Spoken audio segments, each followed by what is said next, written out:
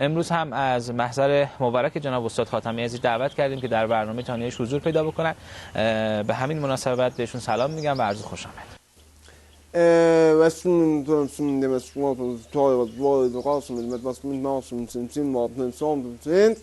من هم از این که عرض عریضتون رو زیارت میکنم خیلی خیلی خوشحال هستم آقا جون. البته امروز توی جامعه ما معمولا اتفاق نمیفته که کسی جایی گرفتار بشه که نتونه از طریق اسباب و علل یقین بکنه که وقت نماز داخل شده یا اینکه خیر. اما میخوام بدونم که اگر که حالا شاید یک اتفاقی افتاد در یک اتاق کاملا بسته بود، نتونه تشخیص بده الان نماز ظهر وقتش داخل شده یا اینکه خیر، تکلیفش چیه؟ احسنت. بله واقعا سوال به جاییه، چون الان توی جمهوری اسلامی همه گرفتاری ها حله، فقط همین یه گرفتاری مونده که اون هم اینه که یکی تو اتاق گیر افتاده باشه زمان رو نفهمه.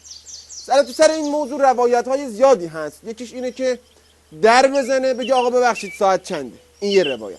نشد میتونه تلفن بزنه، اوقات شرعی رو سوال کنه دیگه. تهش اینه که به ساعت خودش نگاه کنه دیگه. یا میتونه مثل آقای احمد خاتمی بذاره غذا بشه، بعد غذاشو میتونه با نون بخوره. این دیگه آخرش. بسیار خوب. یعنی در واقع همون قاعده فقهی که اغض ما فات کما فات دیگه. نه اون دیگه در اینجا صدق نمیکنه. و تو هم واسه من اینجوری خارجی نه حرف نزن. من خودم اند قاعده‌ام، میدونی؟ In the face and the foot and the fight and the patch and the barn. یه قانون دیگه هم هست که میگه for night I see you under feel you in the candles infernal in the birds sherbet. یه مطلبی مشهور بود الانم تقریبا هست بین عوام مردم که میگفتن که شاید اذان‌هایی که از طریق رسانه پخش میشه یه خود فاصله داشته باشه با اون افق شرعی. مثلا میگفتن که مدت زمانی که طول میکشه نور آفتاب به زمین برسه حدود 8 دقیقه است. حالا همینو بر اساس گفته‌هایی که شنیده شد 8 دقیقه ممکن طول بکشه. ما بعد از اینکه اذان تلویزیون رو شنیدیم یا رادیو رو شنیدیم مدتی صبر میکنیم تا یقین بر دخول وقت نماز داشته باشیم بعد نماز بخونیم.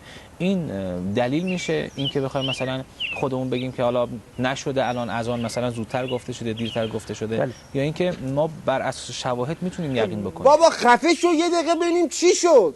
آفتاب اذن دخول گرفته 8 دقیقه این آفتاب رو سر کی تابیده؟ بعد تلویزیون چی پخش میکنه؟ این اذان وزنا چی میکنی تو آخه؟ خب تنبلیت میاد بری 2 رکعت نماز بخونی. خب بگو دیگه اینقدر چرا علما رو اینقدر میپیچونی آخه؟ این بسیجی‌ها با همین سوالاشون نصف وقت مقام عظما رو تلف میکنن. لنده هور. عرض بکنم که جناب استاد خاتمی عزیز من موقع وضو روی ناخنام لاک میزنم. ها؟ چی؟ موقع وضو لاک میزنی؟ لاک میزنی؟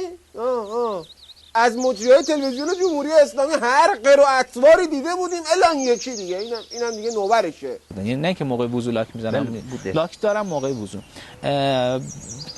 بعضیا شاید استنادشون این باشه پیش خودشون تصورشون بنای فقهی نداشت بگه چون از اعضای مثلا حالا بدن نیست ناخن عضویه که حالا شاید خیلی بهش اعتنا نکنیم مانع از رسیدن آب به بدن نباشه، چون خود ناخن خب آب که زیرش نمیره. این استنادشون میشده و با لاک وضو میگرفتن. 2 تا سوال مطرحه. یکی این که آیا این وضو درسته؟ آها بستگی به لاکت داره. اگه لاک پشت باشی اصلا بهت واجب نیست، مثل آقای مهدوی کنی که ایشون دیگه از بیخ لاک پشتن. یعنی اگه منظورت از این لاک‌های ضد انقلابه که دیگه تو تکلیفش مشخصه، شرعاً باید ناخونشو بکشی، اون ناخون باید کنده بشه. اصلا اگه بخوام خیالتو راحت کنم اصلا از کتف باید بکنی بندازی دور. اگرم لاکی لوکیه که حسابت با برادران دالتونه دیگه، تو هم اینقدر برای من گوشبک بازی در نیار. دومی که اگر که غلط بوده نمازایی که خوندن باید چیکار بکنن؟ اون نمازایی که خونده بودن باید جاش وجوهات بدن.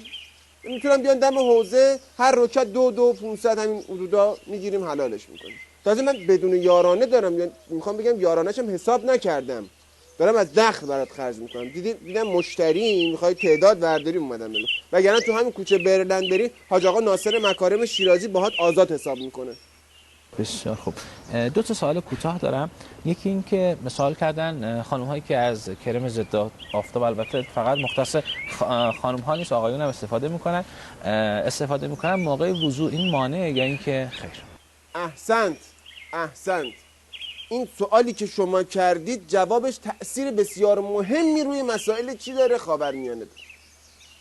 یکی از دلایل این آشوب‌های اخیر همین کرم ضد آفتاب. به قول امام راحل فرمود اشخاص الذین یستفیدون من الکرم نیبعا او ضد آفتاب هم اصحاب الفتنه. معنیش اینه که اگه کسی کرم ضد آفتاب مصرف کرد باید بدیم پوستشو بکنن، یعنی دیگه شوخی موخی نداریم. بعد چربی طبیعی پوست که مانع نه چربی طبیعی روی پوست مشکلی نداره، اما چربی غیر طبیعی توی پوست مثل مال آقای فیروزآبادی به شدت مانع عمل میکنه که از قانونمندی 2 با مانع تبعیت میکنه دیگه. میگه گاون کما گاو. بسیار خوب.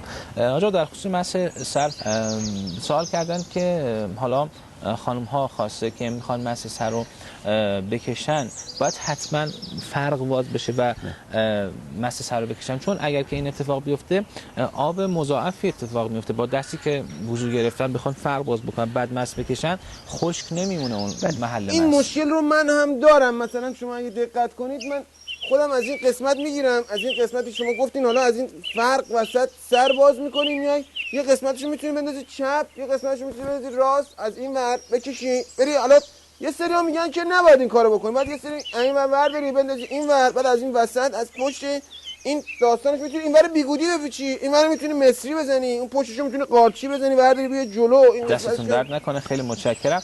ان شاء الله هفته آینده هم به قید حیات در خدمتتون خواهیم بود. بابا مرتی که گنده بک تو این وضعیت قاراش میشه نظام، تو داری با من بحث لاک و کرم ضد آفتاب میکنی؟ جمع کن برو کاسو و کمچه اطرا